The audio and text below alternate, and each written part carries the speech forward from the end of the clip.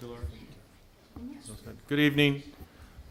Welcome to our regularly scheduled meeting of Monday, June 5th, 2017. Anthony, if you could lead us.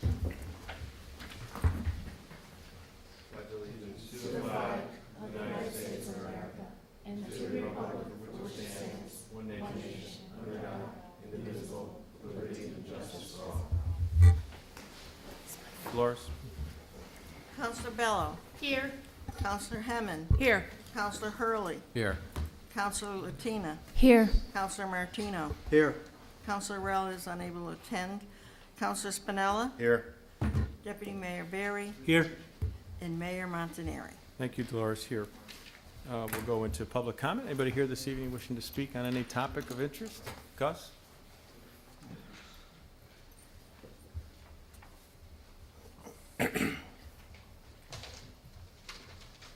Cold. Good evening, Gus Colantonio, 16 Morrison Avenue. Where do I start? I'm still not convinced that I have received all the answer to the question of what a stop sign will not be installed on Morrison Avenue. You have told me that I have all the answers to the questions I've asked on numerous occasions. I truly believe that the reason that the town has given me are just a bunch of excuses. A little history. I have pointed out that the original design and construction of Morrison Avenue was never meant to connect to Silas Deane Highway. It was connected to Silas Deane Highway around 1955. Hillcrest Avenue before that time was connected. So before that, all the traffic from Walker Hill to Silas Deane used Hillcrest Avenue. Let me compare again Morrison Avenue and Hillcrest Avenue. Morrison Avenue is 24 feet wide, curb to curb. Hillcrest Avenue is 30 feet wide. Nice. Morrison Avenue has a 3-foot grass strip except in places where there is none.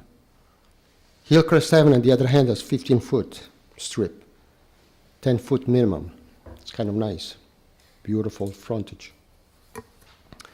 Morrison Avenue has an average daily traffic of 730 cars. This was taken by the town. Hillcrest Avenue has an average daily traffic of 365. The distance from the curb to the front of the houses for Morrison Avenue is approximately 38 feet. For Hillcrest Avenue, the distance is approximately 60 feet. So that means those houses, they sit quite far back. Why?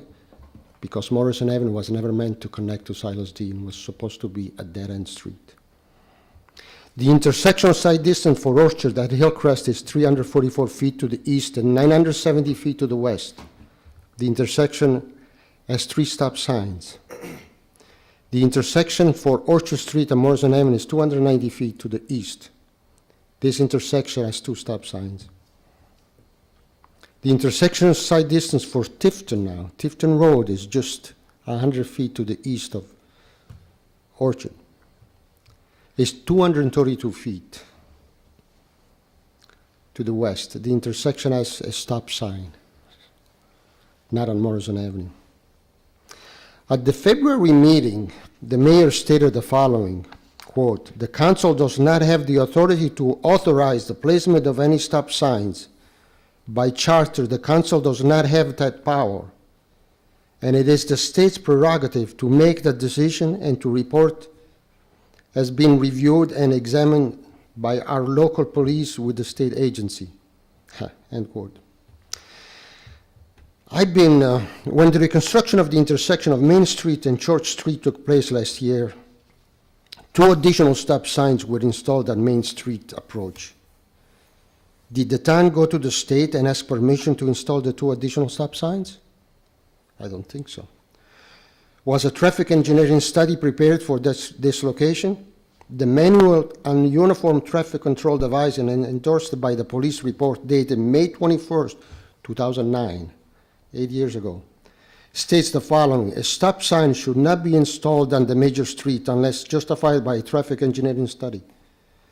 I did inquire with the consultant that designed the revised intersection of Main Street and Church to see if there were any traffic study done to see if a stop sign warranted. I also checked the engineering office in town, and they did not have any record of any studies. Now, I don't understand. A stop sign on a minor street requires a state permit and a traffic study, and 2 stop signs on a major street, which is Main Street, does not require anything? Why? Quote, again, Hillcrest and the side streets have a stop sign, and he's correct. That's me. That's the mayor talking again. It may not make a lot of sense why there is a stop sign and Morrison does not have it one. He cannot go back 35 years and figure out what was a play when they put the stop sign there, but they don't make a practice of removing stop signs, and that would really only be alternative when you look at the safety reports and materials provided by the state. I talked to a lot of people and whatnot. I think those 2 stop signs were installed many, many years ago because too many kids were playing on the street. And to make it safer for the kids, that's why they installed those 2 stop signs. Those kids are no longer there. Those kids are probably are my age, or maybe 10 years younger. Orchard Street has a 4 residents and theoretical 2 ways out, Morrison and Hillcrest.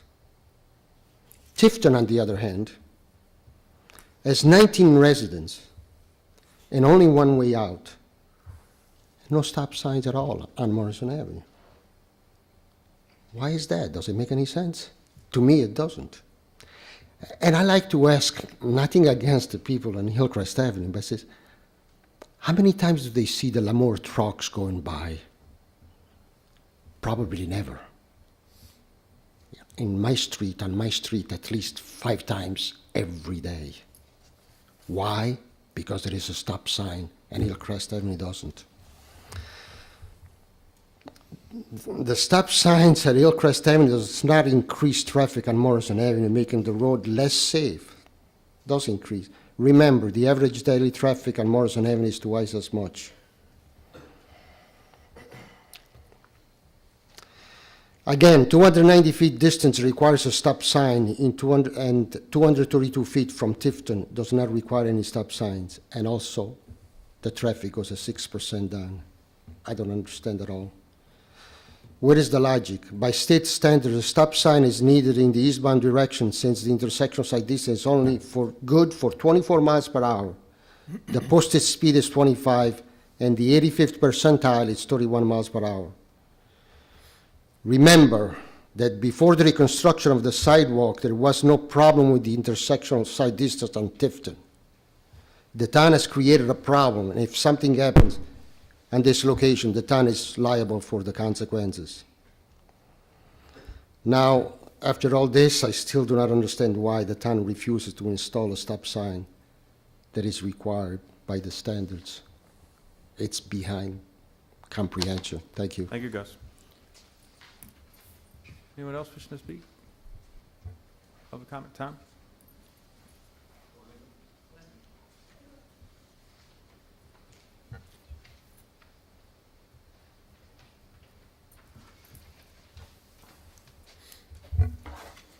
Tom Mazzarella, 600 Walcott Hill Road. Tonight's agenda includes replacement of the synthetic surface at Catone's Field. Maybe I misunderstood the outcome of the last council meeting. From what I gathered, you approved the budget, but it's still up in the air because we don't know the amount of state funding that we will or will not receive. Given the uncertainty of the town's finances, why are we proposing to spend $1 million+ on the surface replacement at the field? Depending on how things shake out at the state level, we may need that money for something much more critical to the town's operation than the field surface. There seems to be a gotta-get-it-done attitude about the field. If you don't approve this tonight, then the field won't be ready for the first practice in August. Maybe you need to slow down and review everything. In the agenda item comments, it's stated that the financing will be brought to the council meeting on June 19th. So you're going to approve a project tonight, but you're not sure how it'll be financed, or what the exact numbers are going to be. That's just beyond me. I don't understand it. Some other things that I'm not clear about, and I think a lot of other people have questions about. When the field was replaced in 2002, 2003, there were discussions about revenue from leasing the field and gate receipts, and that those receipts would go towards the acquisition cost and the maintenance of the field. That turned out not to be the case. The gate receipts for the various high school events actually go to the Board of Ed, and I don't believe the Board of Ed contributes any money towards the field maintenance or the acquisition of the field.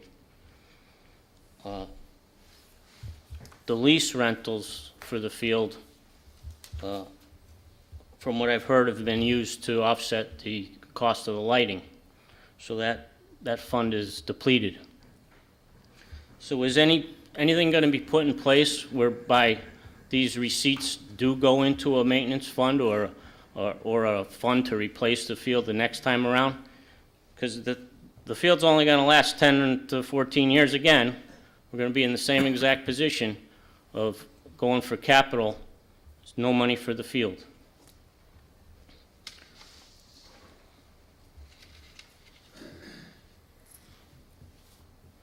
Assuming that you financed the thing out at the 7 or 8 years, and let's assume that we end up getting 14 years out of the field, maybe wishful thinking, you're still looking at $90,000 a year to operate that field.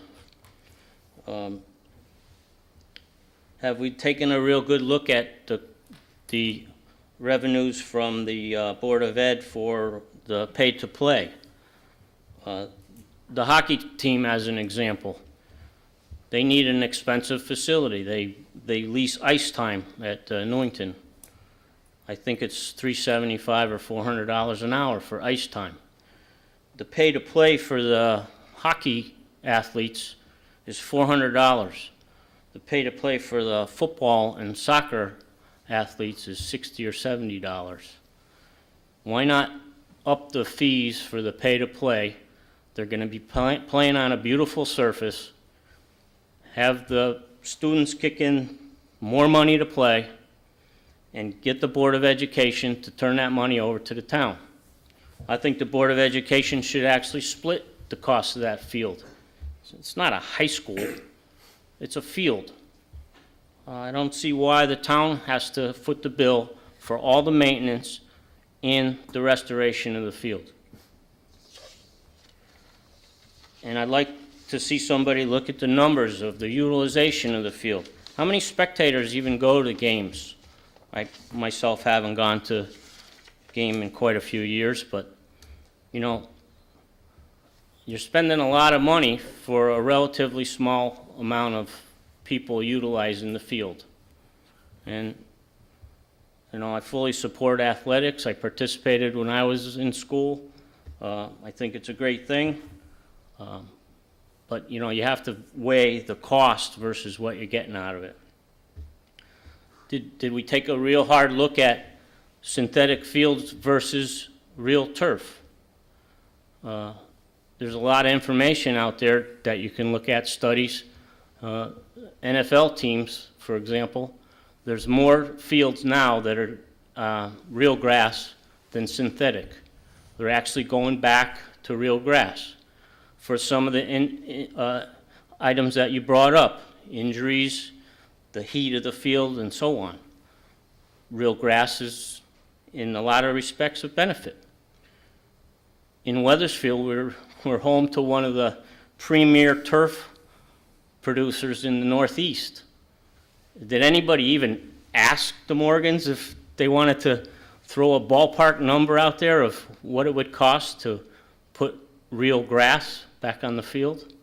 I don't think so. It's just, let's go with what we, you know, what's there. Also, when the field was put in 2002, 2003, I honestly believe everybody thought we were putting the best possible surface down that we could come up with. Now, 14 years later, we're finding out there's compaction issues. The field's hard, it's extremely hot in the summertime. So there's another $212,000 in here to improve the subsurface and to, I guess, coat the rubber infill material. So you're shaking your head no. If I'm wrong, could you correct me?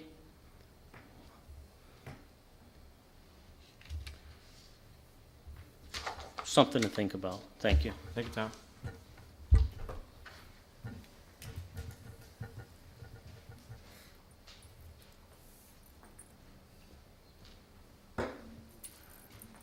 Hi, Christy Salters-Pedno, 15 Fairmount Street.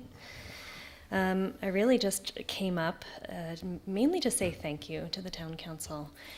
I attended my first town council meeting, I think in January. It's my first time being involved in any way in town politics.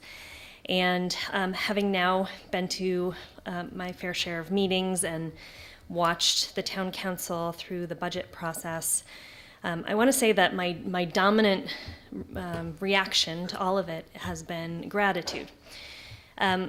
The town council was handed a really difficult fiscal situation and has really listened to the constituents of the town. I feel really pleased with what you all came up with. I think it's responsible. I think it really paid attention to the most vulnerable people in town. So I think you all volunteer a lot of time and don't hear a lot of gratitude. So I just want to say thanks. Thank you, Chris. Appreciate that. Other public comment this evening? Bob?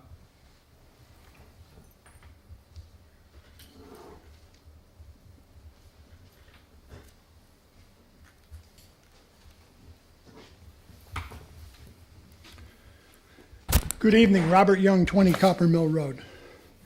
I'm just like Tom, trying to figure out how this whole budget thing is going to be going forward. We're looking at a state of Connecticut that helps fund our town. And from what I'm reading, they don't want to hear from you people anymore. You want, as an article indicated with the new chairman of the House of Representatives up at the state capitol. And I don't blame them. But they're like the pot calling the kettle black when they criticize somebody else, because they are actually worse. Tonight, Tom brought up a subject on turf. And 15, 14 years ago, we've had turf on that field. We've also expected to see a return coming from that. The return has been pathetic coming off of that field. There's other sports that do fair, but the sports that you can identify to Catone Field are terrible. You either are, and we keep hearing that you're a great sports town. People don't support your great sports that are going on in town, Mayor. Or they're coming to these games and they're not paying. Because when you look at the gate receipts and you see $12,000 for the entire year, $14,000 for the entire year, but then some thousands go back to some other group. Some check is written to send the money somewhere else. It doesn't pay to have a business like that, Mayor. You either make money or you drop it. And by putting turf back on that field, I think it's a big mistake. I know the town manager and I have had some discussions on that. And he's of a total different other belief. But I don't think we need it. I don't think we need to spend this kind of money. We don't have it. For your, however in the world you're going to pay for it, that's another big question. And I know in the past, few months you've mentioned you're going to finance it, whether it's so many years, 3, 4, 8 years, something like that, and push it out to make another, what we call, a fixed cost. This town is loaded with fixed costs, and it shouldn't be. You fix cost your vehicles, you fix cost your trucks, you fix cost your payloaders and backhoes and turf and every other darn thing. And when you leave a mountain of debt. Same like the rodent that we have up in the state of Connecticut who runs the state. He's a rodent. Another word is a rat. He's going to leave in a couple of years with us. When he came in, we had $60 billion in debt. When he leaves at this point, if he left now, we have $74.3 billion in debt. And when he leaves, his hands are clean, he walks away, and we owe it. All these people, including those who are not here, are going to owe it. And the way things are going in this state, there won't be many people left to help pay for those bills.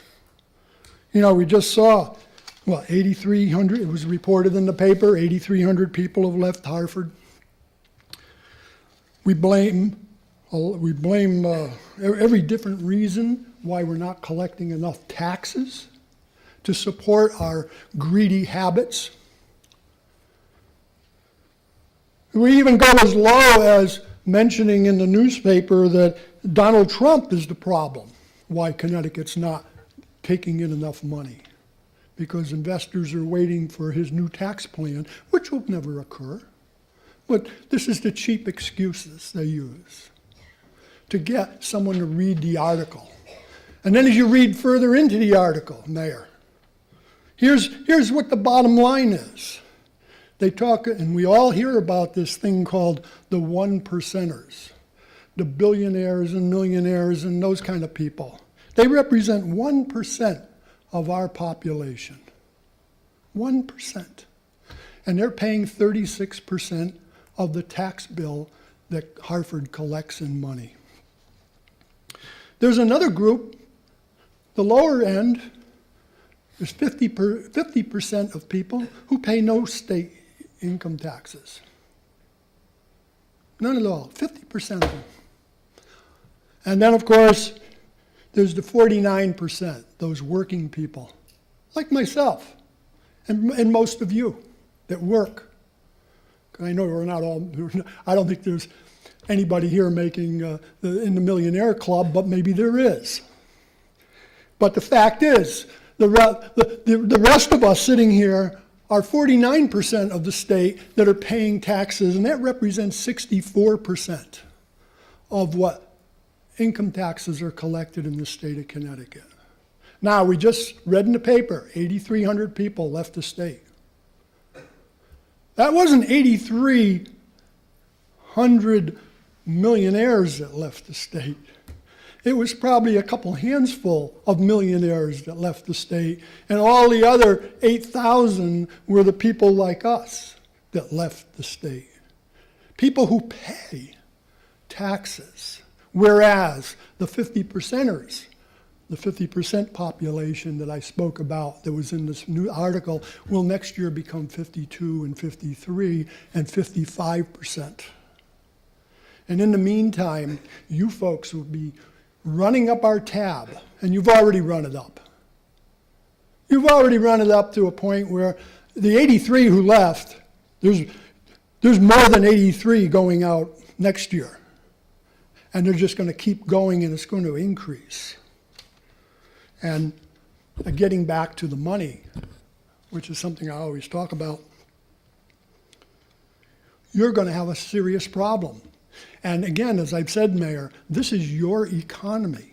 It's like the rat up in Hartford who has put us into this position. We're hearing about Aetna now leaving, their corporate group. We saw General Electric leave. There's others who are leaving. I'm talking to people who are buying properties right now in North Carolina. They're getting the heck out of here. And they're down on the coast. And they don't want any more part of this. They see nothing but a big money grab coming from the whole state. And the whole state is so hungry. And they put us into this position. Anybody that has a house, and I know you and I have had a disagreement on the cost of, or the prices of homes, but I don't see how they're going to continue going anywhere but down. And the last person turn off the light. But getting back to the turf, I don't believe that we need turf. Bob, can you save your thoughts for the second 5? I'm sorry? Could you save your thoughts for the second 5 minutes? Sure. Thank you. Thank you very much. I appreciate it. Thank you. Other comments? Dave?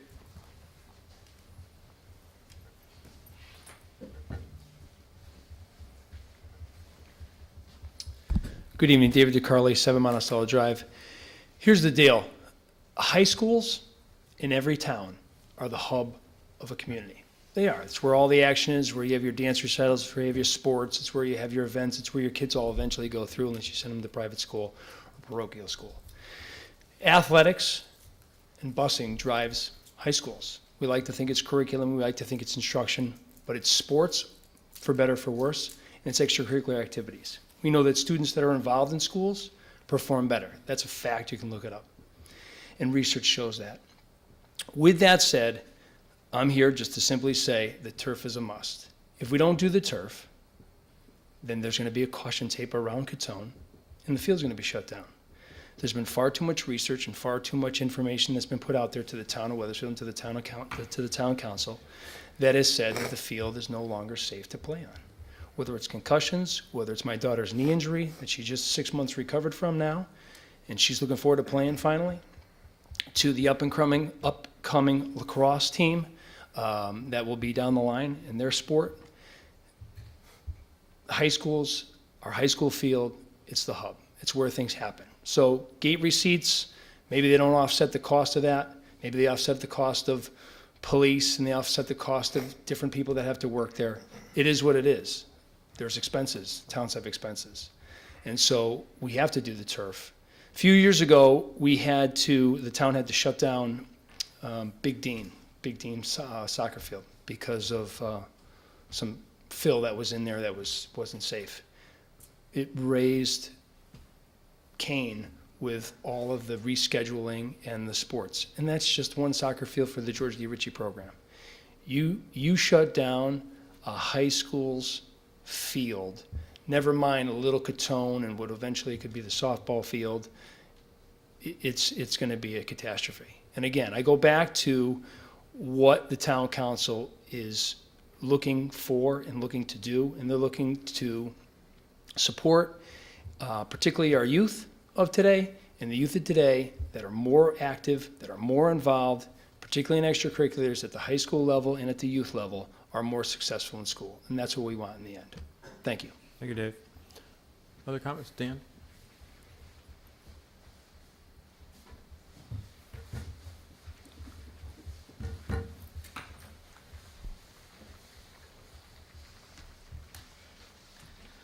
Dan O'Connor, 49 Broad Street.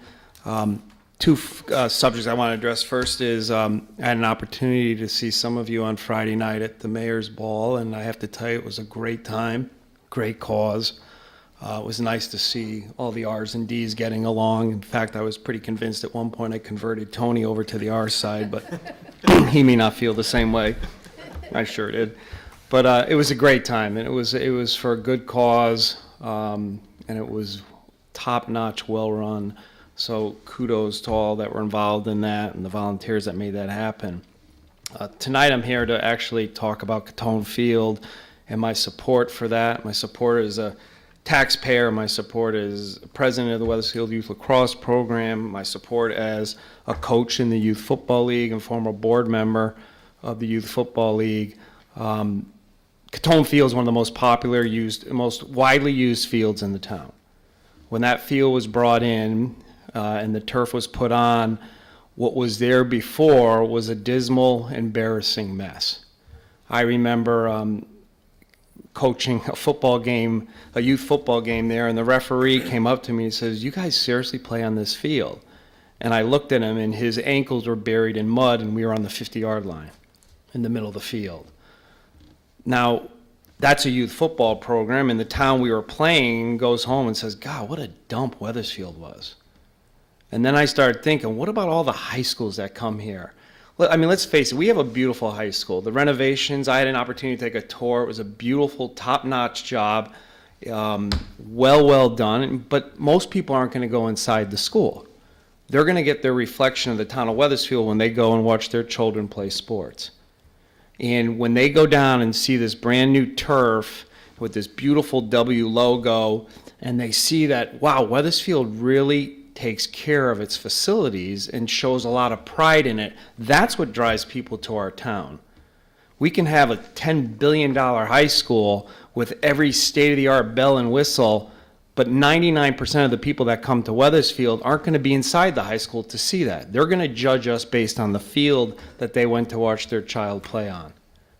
And that field should speak volumes for the type of town we are. So I wholeheartedly support that.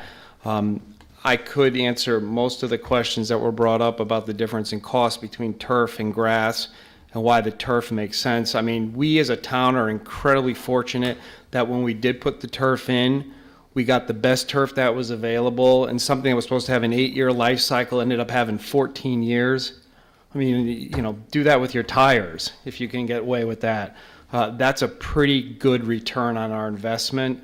And so as you go through the bids and you decide which one you're going to go with, I would highly encourage that we go with, you know, the one which we feel the most comfortable with and not necessarily the one that's the cheapest, because I do think we have a great track record with the company that has already done our field. And if it makes sense, my personal recommendation is, you know, they've proven themselves to us. I would stick with them, but if the costs, and you guys know more about the financials behind or not, then let's make sure that the other vendor is as credible, and I just don't know enough about them. So, but my suggestion here is please move forward with that. I think the town is 110% behind you. There are several thousand children that use that field from every youth sport. Even baseball uses it when it's raining. And the amount of money that that field has saved by keeping us off grass fields, and they go on the turf so we're not destroying the grass field, is not little pennies we're talking about. Because once those grass fields get ruined, it affects the entire season. And then what do players do? They run to a different field where they're going to beat that one up too. And then we as a town end up having to fix all of that. So every high school in the state of Connecticut is going to turf. They're not going the other way around. Because the end result is the maintenance on it is so much better and less expensive. And yes, it's expensive to put that in, but in the long run, there is a return on investment. And we've had 8 years of that return in surplus. So I would say move forward with it. It's time to fix it. And thank you for your service. Thank you, Dan. Other comments this evening? Public comment? Okay, seeing none, we'll move on. Council reports. Tony? Public Works Committee met on Thursday night. The main topic was the artificial turf, and the Public Works Committee did make a recommendation to bring this forward to Town Council for approval tonight. At the same time, we got an update from staff on the Stillman roof replacement. They're going to talk to Historical District on that now to get that moving forward. And we received assessments reports on the exterior conditions of both the Demis Standing House and the Solomon Wells House, which we'll have to take a while to review before we can come back and go over that. Thanks, Tony. Other council reports, Mike, anything? Guys? Amy? I attended the library board monthly meeting. They are continuing to discuss their rebranding of the library. They have ongoing budget discussions, and they also had, they discussed a patron's request for a book relocation. And then we attended the Memorial Day Parade as part of the committee. It was a wonderful event, and this year it was dedicated to Larry Spellacy, who was the chairperson of that committee for a long time, who passed away right before the parade, and Tom Mahar was this year's speaker. Thank you, Amy. Council comments? Any council comments? Don? Yeah, the Grants Way Foundation asked me just to let everyone know that the competitive softball tournament is coming up Friday evening, June 9th, and Saturday, June 10th at Millwoods Park. They are a 501c3 organization, and they are working on raising money for the footbridge project at Millwoods to link Field 2 with Field 1. They're about a little over halfway there, so they continue to work and raise more money so that they can fund that project. So if anybody's interested in watching some good softball Friday and Saturday, please come down to the park. There will be food and some good games to watch. Thank you.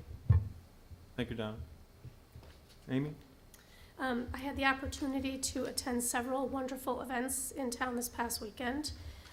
We had the Mayor's Ball, the Historical Society had their biannual house tour, the fireworks at the Cove, and the Keene Foundation's annual 5K. I just wanted to acknowledge and thank all of the volunteers for their countless hours to support all of these great events, and I was so happy to see so many town residents enjoying them. Thanks, Amy. No other comments? Okay. Town manager? Just one thing this evening, Mr. Mayor, the fuel tank replacement project at Physical Services goes well.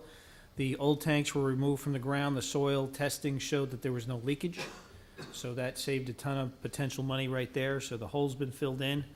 We are now waiting for the new tanks to be delivered. Again, these will be above-ground tanks. So as we wait, the contractor's doing what work they can to get prepared.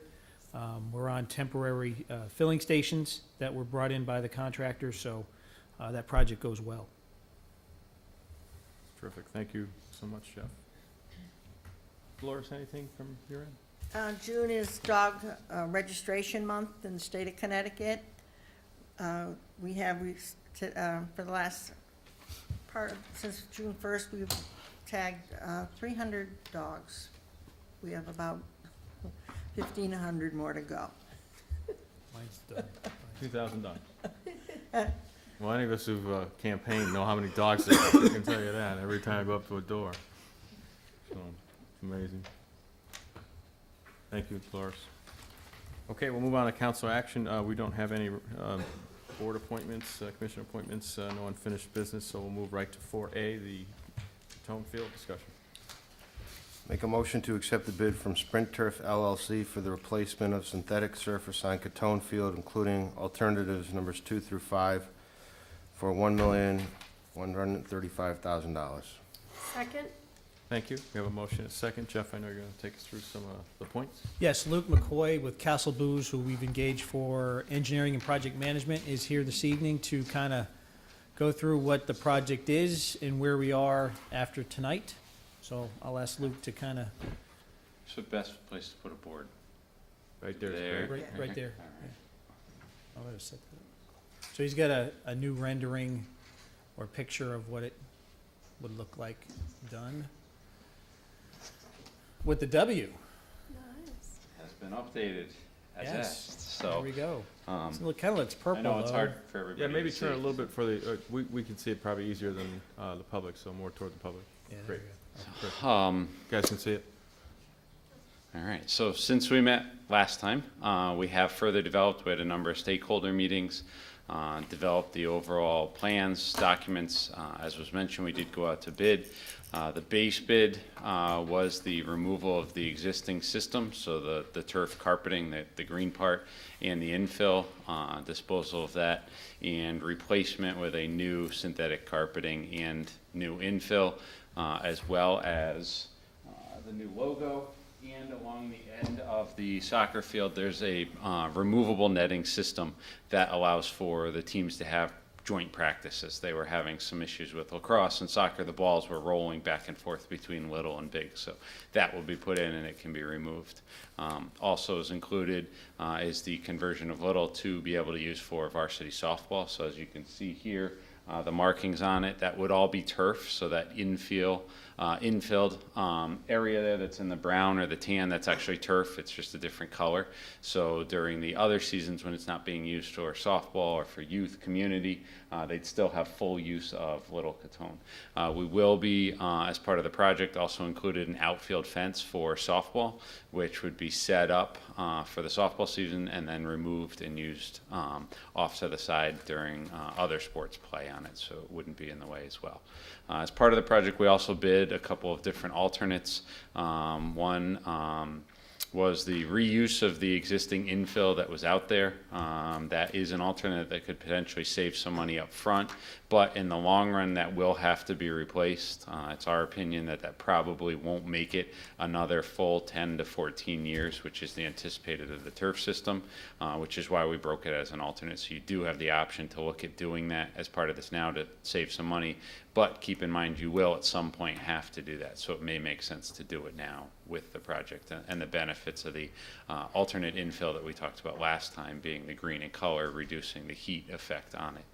With that, we also had a series of alternates for different netting systems, which would help for, it's hard to see, but on the far side it would be the backstop for softball, as well as off of the right field for the baseball field that's above Catone Field there, and then one other small section that's behind to the bottom there, where you can see the white. That's where they practice and have a goal set up there, and balls are continuously going into the woods with it. There's also an electrical box which would be set behind the field. It's set in place so that the turf and the system wouldn't have to be disturbed later on, shall you decide to run power over to the softball field. So the conduit, the box, all of that would be there. It could be a future project to actually pull power down from the poles for that. That was a request from softball for future for pitching machines, things of that nature. Base bid also includes the drag behind maintenance equipment for the new field, so that the staff would be all set up with being able to continue to maintain the field with their own resources here within the town. I think that's it. As was mentioned, I believe is in your packet, there were two different bids, sprint turf and field turf. We did sit down and hold scope review with both because the bids were so close and there were only two. We felt it was worthwhile to do both. Both were able to go through the bid documents with ourselves, talk about schedule, contract, and the required product, and all, in our opinion, vetted out at the scope review. And we do not see any issue with either contractor based on our review of what they provided. And I have experience working with both, I should add, too. So that, I will answer any questions. Questions for Luke? Mike?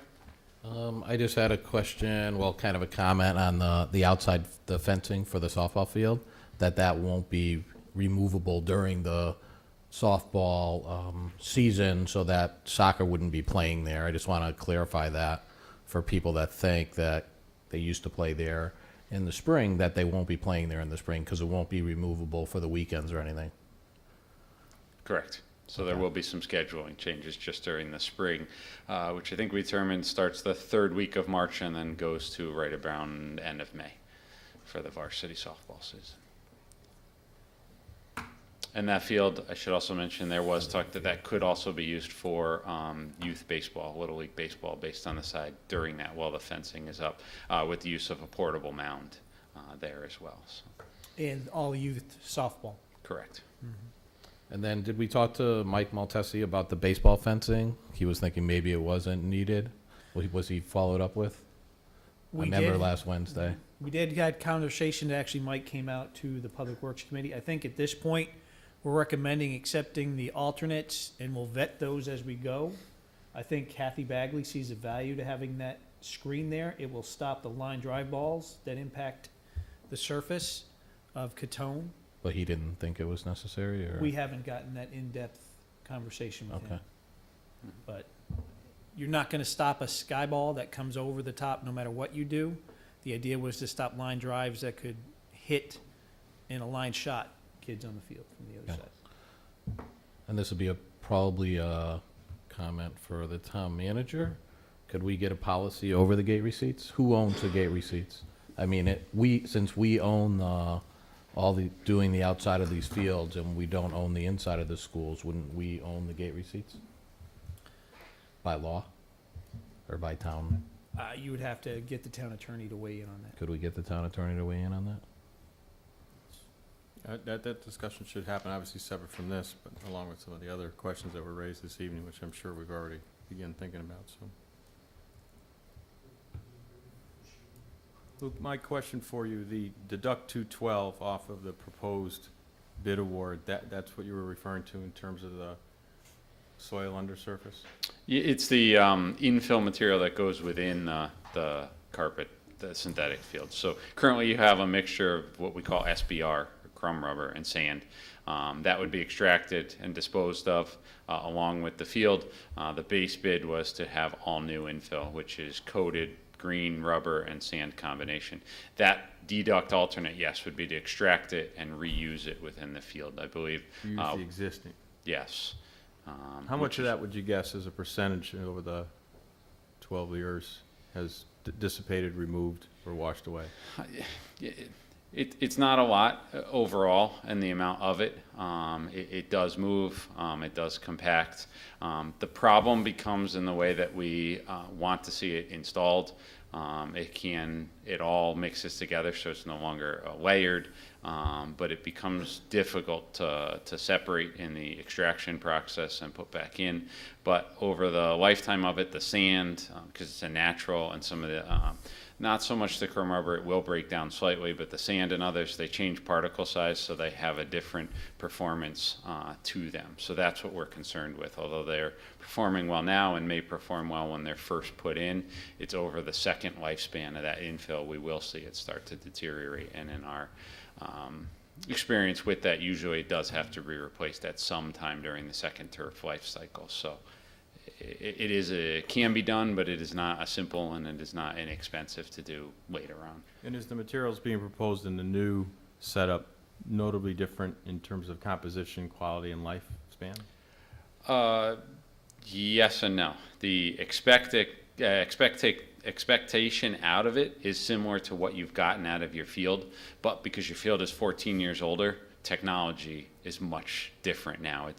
It's like comparing I guess you could say a Honda Accord that's 14 years old. You know, they were very reliable, good cars then. The newer Honda Accords are still classified by car drivers as a good, reliable car, but the technology in them is very different from, you know, how it connects to your phone, all that. Same things happen with turf. So we're looking at, again, utilizing a slit film fiber, which is what you had, but introducing a newer monofilm as well, which helps with performance.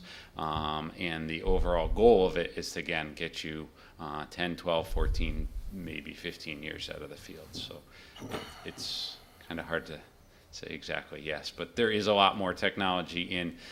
The biggest thing is the UV degradation of the fibers. They've changed that process now, where it's actually part of the resin and it's in the individual fibers, the green fibers you see, whereas before a lot of it was just coated on top of the fibers, which is where we saw it wore away and the fibers started to break down because of UV.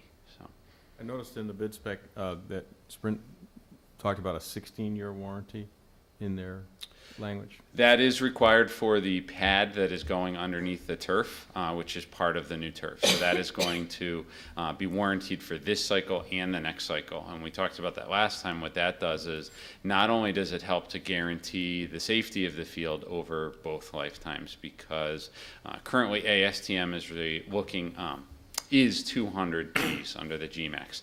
They're proposing to change that down to 165 in the next year, which means all fields, they haven't quite answered whether the old ones are going to be grandfathered in or not, but as a town, it's kind of hard when a safety standard gets lowered to say, well, ours is under the old standard with that. What this does is it guarantees that GMAX to be 120 or below over both life cycles. It also guarantees the HIC, which is the European head and body safety standard, to be below the industry standard. The third thing it does is it reduces the cost at your next life cycle, because now we have the pad there, your turf profile, which used to be 2.5 inches. For this now with the pad is 1 3/4 with the infill. When you go to replace this field in 12, 14 years, you're only buying the carpet and the infill, not the pad, and the carpet is a lower profile and there's less infill in it. So it will save the town money in the long run as well. Jody? Luke, just a couple questions for clarity. Obviously have the opportunity to sit on the Infrastructure Department of Public Works Committee, so I've heard a lot of it, but I think it might be helpful for the others to hear. The system we have set up now, could that even take real turf? Natural grass turf? Yes, but with a significant amount of work. So what we currently have now, and I'll kind of walk through the layers, is the top is your turf system and your infill. You have about 2.5 inches of your turf and about 2 to 2.25 inches of infill is what you should have. Then below that, we have 2 layers of drainage stone. What would have to happen, because along the edge there's a walkway and there's a curb, which just sets our elevation, we'd have to actually go in and remove 4 to 6 inches of that drainage stone to put in enough root zone mix or loam or topsoil, as many people refer to give a growing medium for natural grass. So that would be the first process to do. And you have on this field, I believe it's about 140 to 150,000 square feet of area. Multiply that times about 6 inches of material to come out. Your trucking costs are going to be between, for disposal, I've seen as low as 20 up to $35 a cubic yard, if not more, depending on if the material can be used. So it adds up. Then you have to bring in the topsoil, the loam material, and then you have to bring in the seed material. In my recommendation doing athletic facilities, I would not recommend doing sod. I would recommend a mechanical seeding that would be done in 3 stages, and the field would be shut down for a year in order to get the correct growth for natural grass to be able to handle football and lacrosse because of the heavy youth. You want that root structure to be able to grow at least as deep as the grass is high. You can't get that with sod because it's put on the top. It will start to grab, but within the first year, if you're playing on it when it's wet, it gets a lot of heavy use, that sod is going to die or move or break down, and then you're back to square one again. So anytime we do athletic fields, we really try to recommend to owners to mechanically seed and give a proper year of use. So the field would be down for a year, which I know isn't necessarily a cost, but it is a factor with it. Additionally, what you'll run into is the overall use of that facility cannot handle the number of hours you use it now by going to natural grass. It just physically can't. There's been studies done, Penn State, Tennessee University, who lead, UConn as well, but they lead the industry in natural grass colleges. That's what they do. They have departments for that. They found that between 150 to 200 events per year is all that you can put on natural grass fields. That's about a season and a half of a varsity and a JV sport. That's it. So we know through our meetings with the stakeholders that field's used far more than that. And that doesn't include using it when it's wet, using it when it's too dry, those kind of things. So, and irrigation should also be an added cost. That's probably field and a half. We usually ballpark about $30,000 per field, so you're probably around $40,000 for irrigation on top of that too, to install that. Thank you for that. Another opportunity is to just kind of explain the penalty for any company that won't be finishing this on time, or if we have issues, there is some sort of catch-all, correct? There is, correct. So in the bid documents, we did a couple of things. One was we prepared and put a draft copy of the town's contract so that they had the ability to review that prior to bidding so that we could expedite the contract agreement with them, knowing that the schedule is tight, so that there's no upfront getting going. Additionally, we have liquidated damages for failure to complete the project by mid-August, which is the start of the fall sports program, and that is $1,000 a day. Obviously, attached to that is weather conducive. If we get continuous summer of rain like we've had this spring, we may need to look at that date, but there is enough window in there for typical rain, missing a day or two here along the process, but it is $1,000 per day. And both of the bidders answered through the scope review that they are aware of that and can meet the schedule. And through this process, should we choose to move forward tonight, some of the turf we currently have could be recycled for batting cages? Yes, that was discussed, so that was a question asked of can that be put down under the batting cages to help reduce the amount of maintenance constantly going on with the stone dust in there. And yes, both have agreed that they can keep that. Additionally, the carpeting that is being removed is required to be reused, repurposed, or recycled. And we have asked for a chain of custody of that process. So anything that comes off will not be sent to a landfill as part of this removal process. It will either be repurposed, which means it's made into something else. It'll be reused where it's shipped and reused in other things such as batting cages where it's cut up, things like that, or it's recycled into something else. And last question, there's a time frame where once they have the almost finished product, Yes. we get to test it out for a month, and if we have issues, they come back to do fixes? Yes, so there's a multiple series of reviews and tests. So one is we start with what we call submittal process, where they have to formally submit all the documentation of the product for which they are going to put on your field, and we review that again. Again, that's in the bid documents as well. Then the product is manufactured. Before it is shipped to the site, the first round of testing happens, and that confirms that the product as made is what we specified, and it gives us a baseline for the performance and safety testing of the system. So we get data of that turf system being tested in a laboratory. The field then shows up, they install it, we have testing along the way. First round is we do a punch list, we review, and we have the first round of testing, which is GMAX, HIC, and infill depth and planarity along the field.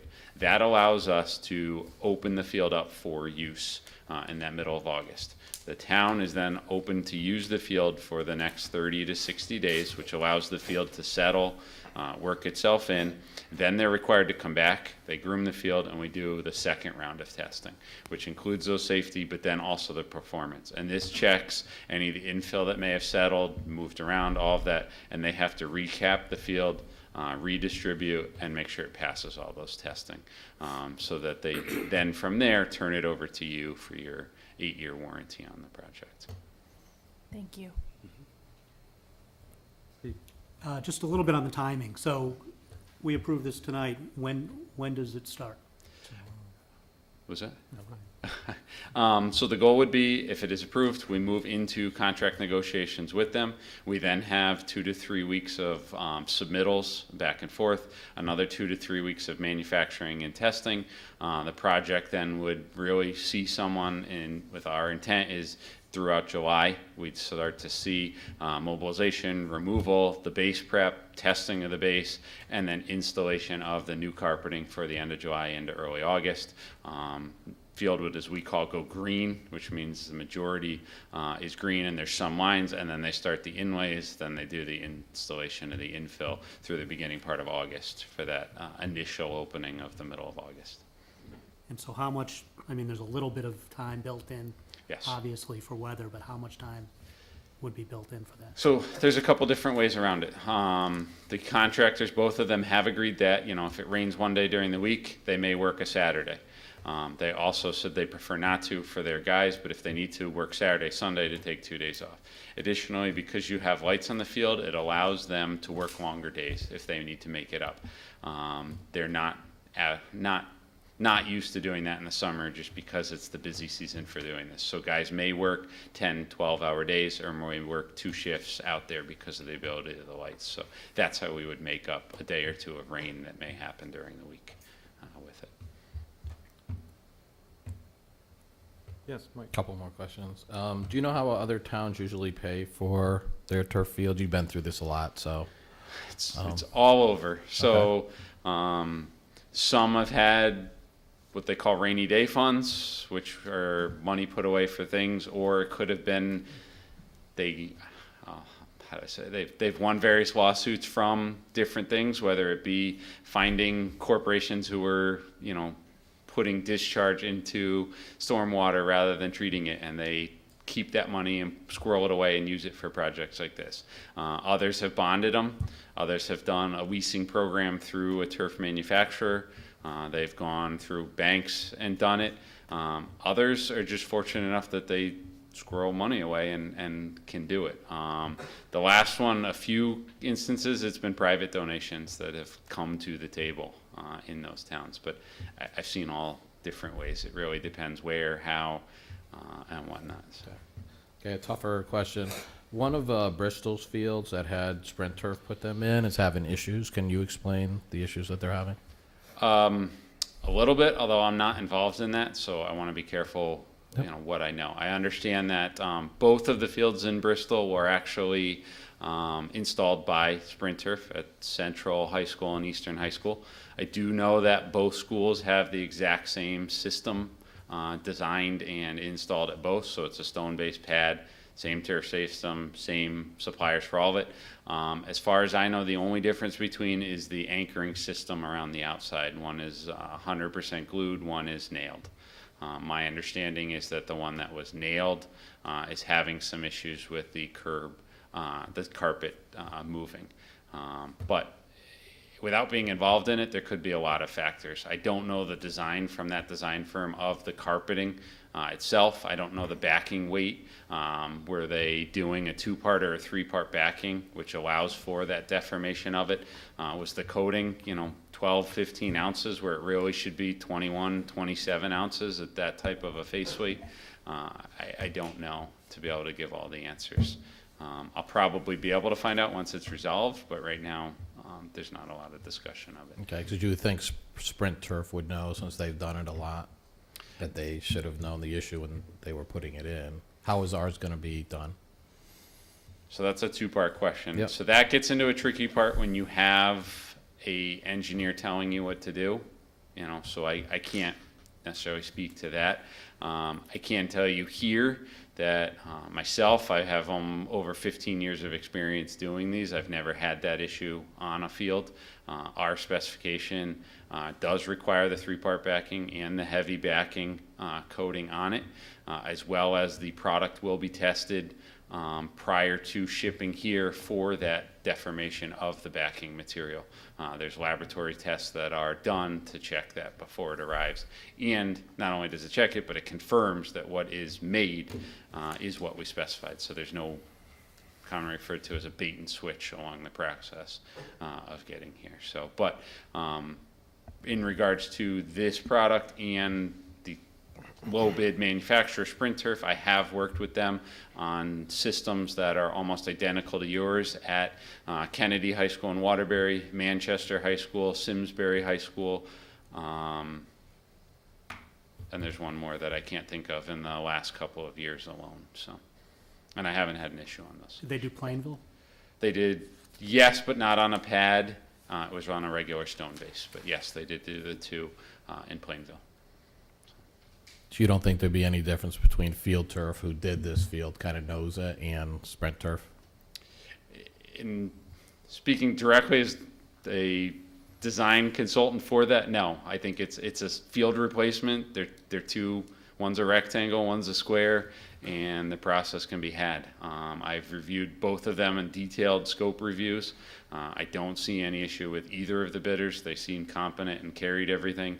And I do know that they both can meet the testing requirements set forth in the specifications, because I have worked with both of them before. So I think they're both competent. I could not find through our scope review anything that they didn't appear to carry. Okay, thank you. One of the alternates that isn't included tonight is the perimeter fencing. There was some discussion and some desire on behalf of the BOE to replace the golden rope that prevents people from accessing the field during events with fencing. There's a unit price, but we don't have a quantity yet. So we may bring that back to you once we figure out, because the school has some different ideas on how much fencing to include, and we just don't have linear footage to include tonight in that proposal. So we may bring that back to you at the next meeting. There is a difference between Sprint Turf and Field Turf of, I think it's less than $20,000. $14,000. Yep. But we can't find a reason not to approve the low bidder based upon their performance in other areas.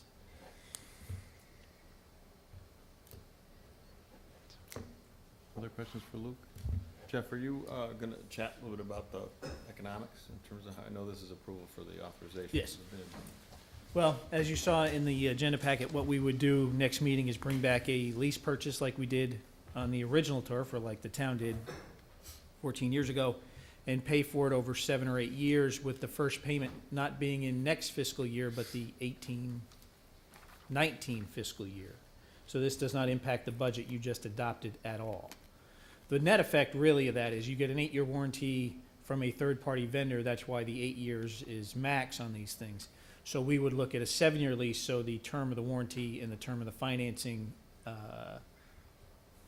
exhaust at the same time. So roughly, you know, the cost of this adds about $179 a year, or $179,000 a year into your lease payments, which isn't bad because you have other stuff falling off as we go down into those years. Do you remember the economics on this field and when it stopped? Annually, what it roughly was and when it finished? It was about $100,000. It wasn't vastly different than this. No, because as Luke said, you know, if we were just doing straight turf, you're not paying as much, but my understanding, and I wasn't here at the time, as you heard from Luke, the construct of this whole thing was pretty massive. You excavated, you brought in fill, you created a concrete curb, you did, you know, all these drainage and so forth, so the cost originally just didn't include a carpet. You built an entire field system. Correct. So that added to the value. Other questions? Thank you very much. Appreciate that you surfaced right at the right time, about 60 days ago. I remember when we first started talking about the field, and appreciate your competent and capable work on our behalf. And it sounds like you'll be with us through the finish run here. Yes, they have engaged to continue through the rest of bidding and getting the contractor on, and then afterwards overseeing the construction all the way through till we finally sign off and you have your warranty in hand from there. Thank Just you. so you know, both Sally Katz and Derek Greger went to the same scoping meetings, have been involved in this as well. So we've had staff in the middle of it as well. And thank you to Luke and Castle Booze. We called you at the last minute, and so far you're able to perform, so that's very much appreciated. No problem. We're here. And I'll leave this over here for Thank you, you. the board. Any council comments before we do the motion? Any kind? Jody? I just want to kind of echo what Mike said, and I think it's a point taken very well by some of the folks and the residents that came out to speak tonight, is that we really should pursue doing some sort of policy with regard to trying to collect revenues to sustain this moving forward, so that we're not in the position again in the future. I just think it behooves us to do that. I believe Jeff has that in his mind, directive based on those comments, I think previously as well. So thank you, Jody. Anything else? So before we vote, just to share a couple of things I think that most of us probably agree on. I know the topic of the field replacement came up later in the year prior to our budget discussion. We had a fair amount of interested party participation led by some of the folks that are here tonight, which I thank you. Although sparse in number, you were the guys that kind of stayed with this right from the beginning, and I know we've had meetings with you initiating this. And frankly, although the field was on our screen prior to that, particularly in your case, Mike, when you came and saw us, we were not sure it was a requirement this year, but over the course of that process and the evaluation by Luke's company and the input from parents and parents who had injured daughters, like in Dave's case, I think we put that information together, and it fostered, I think, in the mind of all of us here, more urgency about it, and that was a byproduct, I think, of educating ourselves with the process. So, and I think we obviously have dissenting points of view in the community about the expense of redoing the field, continuing to have a field, and whether or not this is the right timing and given everything that's hitting our budget. Obviously, one of the things that Jeff has done a really good job with is timing this expenditure as well as the funding of it, which is a bit of a pleasant surprise that the first year of our fiscal budget for next year, which is when this comes into play, will not be impacted. I don't think councilors believe that that is a kicking of the can down the sidewalk for expense purposes. I think it's a creative solution that allows us to match it with the warranty, but also if those of us who have looked at our bonding and our funding, as well as our budget impacts, it fits more nicely with some things that are coming off at the time that this comes on and marginalizes the impact on our operating budget. So that's a bit of a pleasant surprise in my mind. I think prior to that development this past week, we were looking at some of the correct money to do the inert first year funding, and possibly would have had to look at some of the principle there, which I think would have been a bit more controversial. So I'm glad that we have not had to do that. And obviously, as a blanket statement, we are still very much aware that our budget is, although passed, as we shared when we did pass it, it is still very much an open topic. And the state passed a legislative bill that we got the language of today to allow for a reopener for all municipalities in the event that we get impacted by the state's final budget, which still remains to be seen. Something that we talked about, we hoped would happen. It absolutely has happened. Might be under the category, be careful what we wish for, because by allowing that, they may be planning to impact us, but we hope, at least in Wethersfield, that that won't happen. So I do think that this project absolutely is imperative that we move forward. I certainly subscribe to the group of the community that believes that athletic fields are very much integral to what our community needs and continues to have as an amenity, as part of what we offer. Not only our children, but I think our community sees that as a statement of the quality of our facilities. I don't know that most of the academic folks would agree with you, Dave, about athletics being more important than the schoolroom.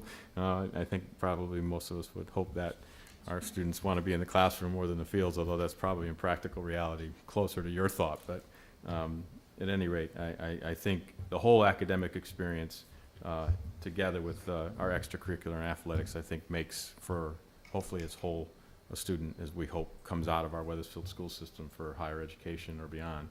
So very much support this. I think Jeff's done an outstanding job with Michael Neal getting the funding figured out. Luke's done a terrific job in his company representing us. So, you know, I certainly support this. I think it's prudent. Nobody likes to spend money, but maintaining such an important part of our facilities is very important.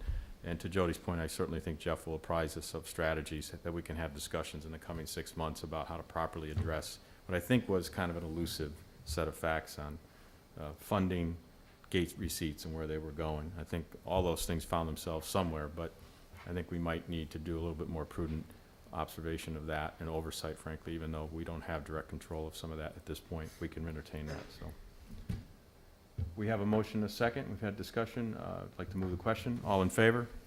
Aye. Opposed? Abstentions? I oppose. Thank you, Anthony. Okay. I believe we just have an ordinance for introduction. Motion to hold a public hearing at a meeting of the town council to be held on June 19th, 2017 at 7 p.m.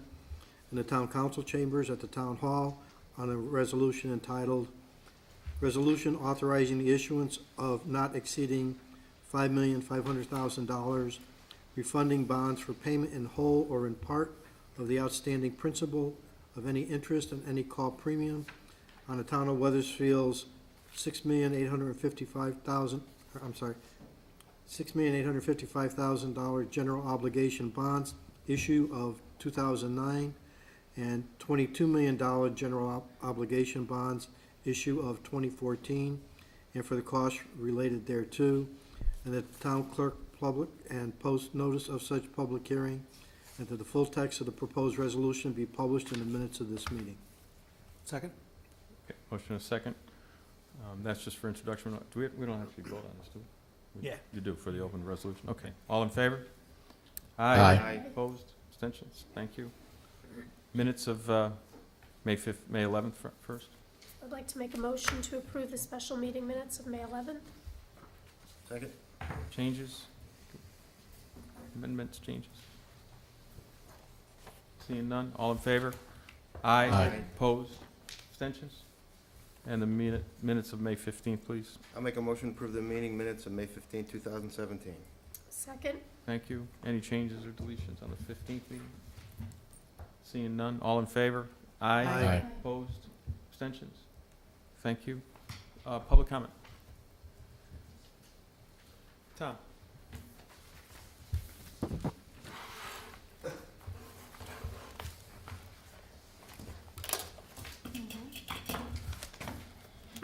Tom Mazzarella, 600 Walcott Hill Road.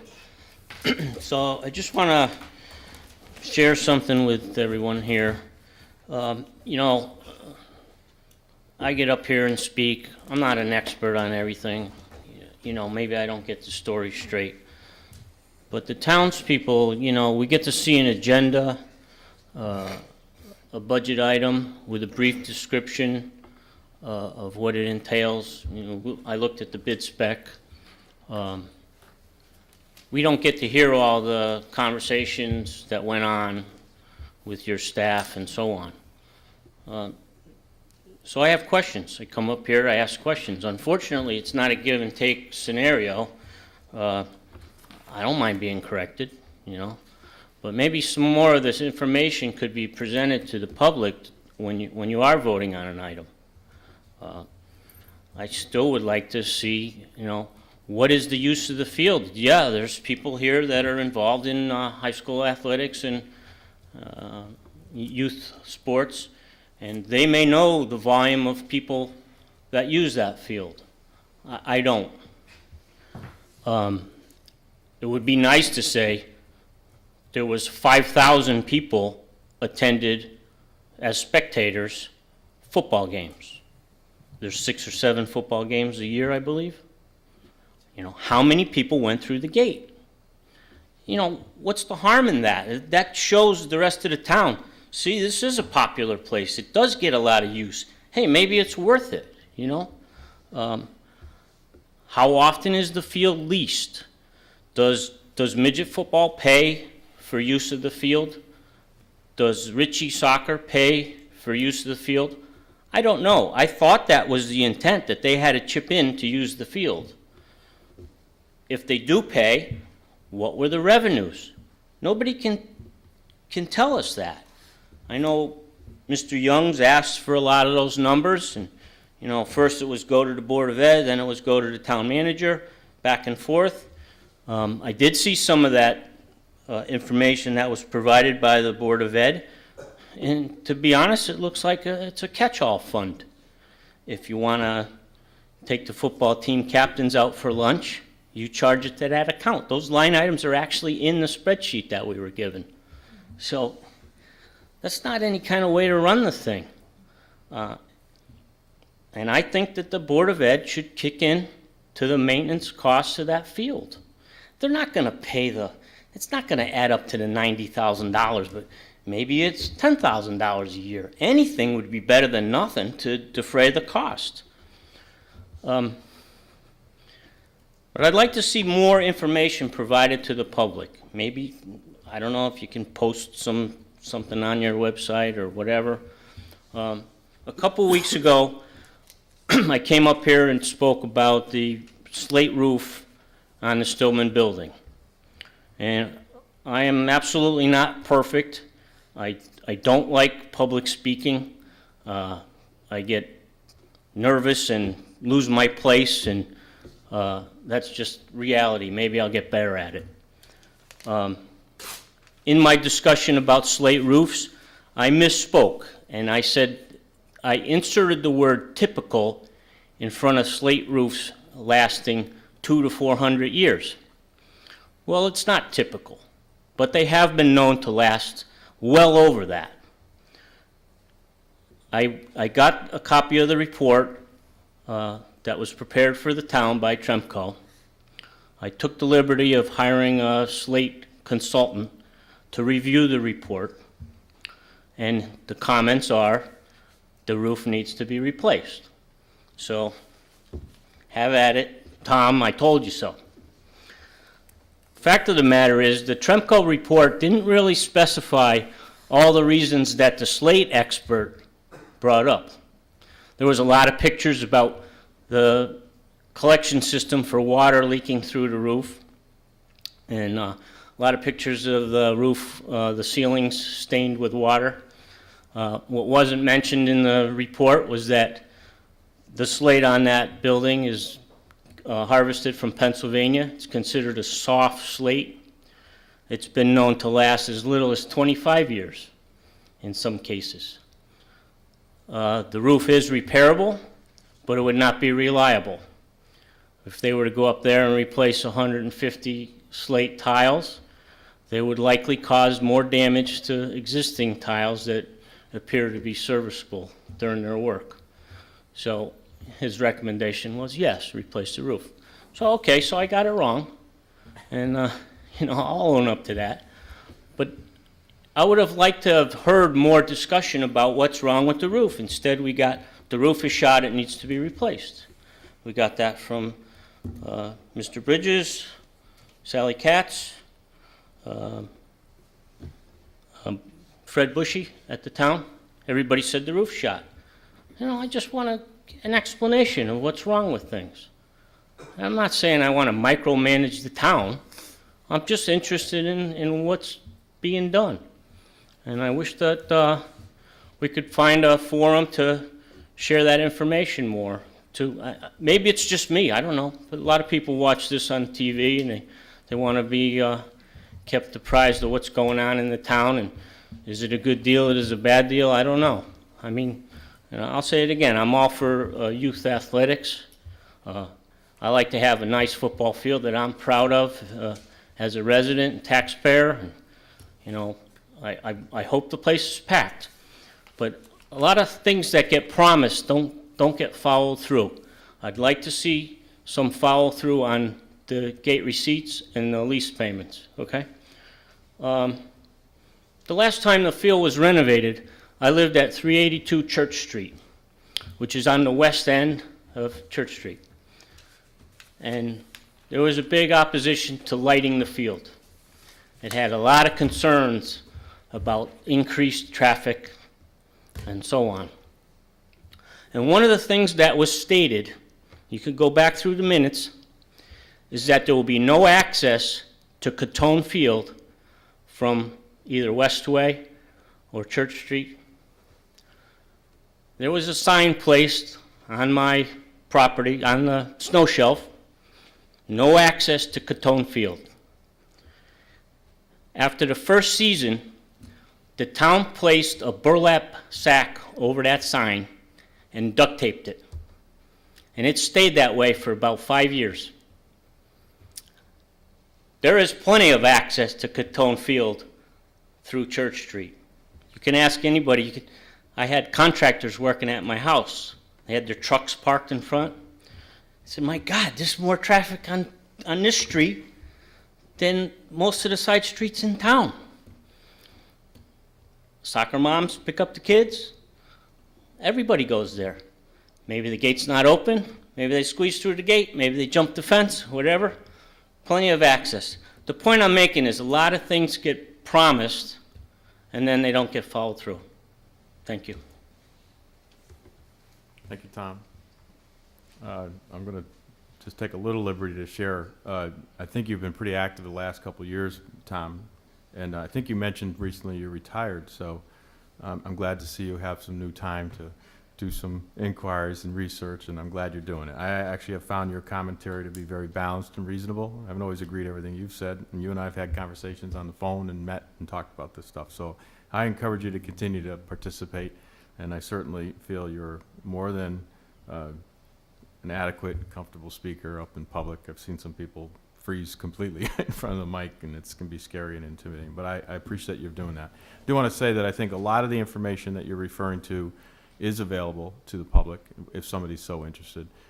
This turf packet, for example, I think is some 130 pages long that has many of the questions that you asked in the first 5 minutes are addressed, and I think Luke covered some of them in the presentation about why not turf, and he I think capably answered some of that, which I think is helpful. But in addition to the fact that some of the things that were not addressed have obviously been raised, as Jody did this evening. I think Mike Hurley has raised them as well, and we agree with that concern to do that. We are trying to process this agenda item as we see fit, knowing that that needs attention, and I do think that should be public. And I do think those, frankly, I think most of the council that I spoke to was a little surprised at that account information when we first saw it, as I think Mr. Young was able to get it raised some eyebrows here.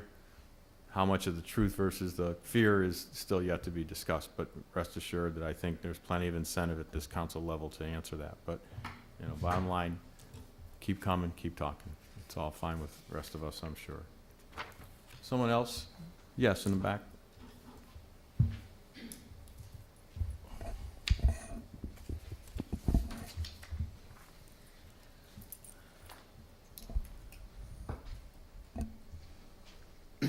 Claudio Boria, 639 Highland Street. My question is on the contractual side of the field. He spoke about the LDs, the engineer, in the contract being if you don't meet the date of August. Are there any other LDs in the contract for, like, performance, or as you go along in the contract, if you don't meet certain specifics? I know it's warranted, but what if something happens and we have loss of field usage? Are there, damages that the town will receive, trying to protect it at its fullest amount? Because it's a lot of money that we're spending to do this. There's and performance so- bonds, so forth, in insurance, yep. So there are LDs throughout the, Well, not liquidated image, but there's performance bonds, posted, contractors' bonds, those kind of things. okay. Thanks, Clyde. I do direct you to that packet because it does have all of that detailed information in there. That is part of the negotiation going forward. Bob?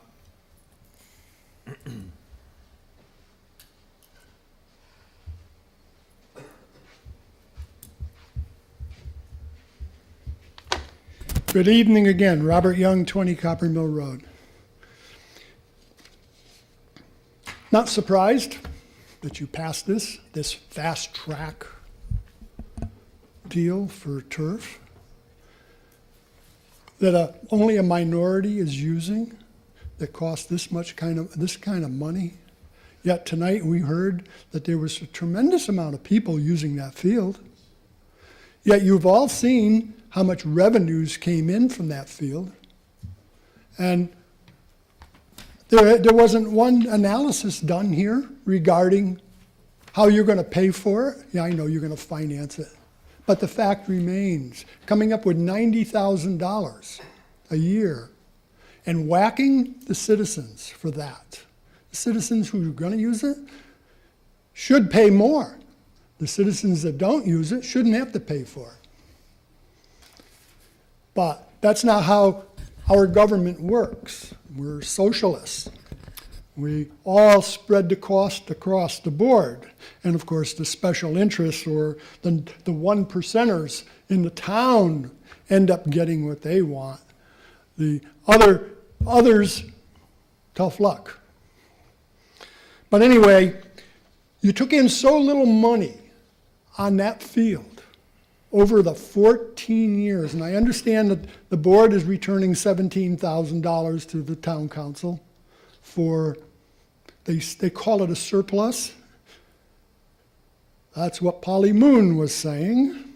She's going to return $17,000. They're giving us roughly $18,000 to cover Luke's cost during the project. For his costs. They're paying for the design, most of the design and the project management. Well, the way she put it, it was 17, 18, who cares? But the fact remains, for her to come up with that little bit of money over 14 years is pretty pathetic. And if that's a sign of how good business people you are, that spells it all out. Pretty poor. Pretty poor that we would have thousands and thousands. I mean, if you heard a couple people talk, there was a lot of people going there. But obviously they were not paying people. Nobody was collecting because everybody's having a grand old time and let the other suckers pay for it. And that's exactly how it is. As you know, we keep digging ourselves into more debt. The manager talks about, we get some debt paid off and we pick up another debt. Yeah, you picked up how much on that school? When is that going to drop off? And then all the trucks and the equipment that you buy. We need a break. But obviously the manager doesn't believe in giving the citizens a break, nor do the town council. You all voted in favor of it. All of you. And you're the one who introduced it. Then we have the downgrades here in the state of Connecticut. Now we have S&P global ratings that have downgraded the state of Connecticut besides Finch and Moody's. And, you know, our economy, U.S. economy, is running at a slow 1.2%, and Connecticut is trailing behind it. And you keep spending like there's no tomorrow. And that's what you just did tonight. You couldn't care in the least, because in a few years you'll resign and move on and let anybody else worry about it. But as far as your names are attached to all of that. Your names will be remembered, that you voted and that you spent all of this money. You have other things that you need to take care of that have been going on for even longer. And I don't see you even approaching those other issues. But something like this, a few of your pals come up and pat you on the back. We want to do something with the field. You were all hunky-dory with it, all of yous. And then the citizens got to pay for it because you got to have your friends. I call you friends and buddies that you take care of. This is what I mean. Tonight you took care of your friends and your buddies. Thank you very much, Mayor. I wish you luck with the economy, with your economy. Thank you. Any other comments? Okay, seeing one, can I get a motion on executive session, please? Motion to go into executive session? Second? All in favor? Aye. Thank you.